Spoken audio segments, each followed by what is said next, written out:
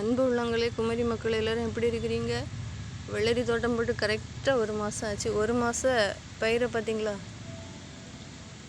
வளர்ச்சி குறைவாக தான் இருக்குது. காரணம் மழை பெய்யுது, செடி ஒழுங்காக வரல. இந்த ஒரு பாத்தியெல்லாம் பரவாயில்லாமல் நிற்குது செடி. அடுத்த பாத்தியிலெல்லாம் செடி ரொம்ப இல்லவே இல்லை, எல்லாம் பட்டுட்டு. பார்த்தீங்களா?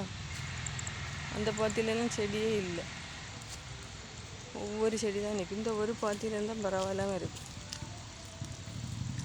சொட்டு நீர் பாய்ஞ்சிட்ருக்கு. வெள்ளரிக்கு தண்ணி கொஞ்சம் போதும், ரொம்ப தேவைப்படாது. உரம் கொடுத்துருக்கேன், மட்கிய மாட்டுக்கழிவு கொடுத்து தான் தண்ணி போட்டிருக்கேன். இன்னும் ஒரு சில நாட்களில் பிஞ்சு வச்சிடும். இப்போ கொடி போட்டுட்டு இந்த பார்த்தீங்களா, கொடி அடிச்சிருக்குல்ல. இனி பூ வந்துடும். இது ஒரு கிழங்கு, சாம்பார் கிழங்கு, அது அருமையாக வருது. நம்ம நினைக்கிற மாதிரி எதுவும் வராது.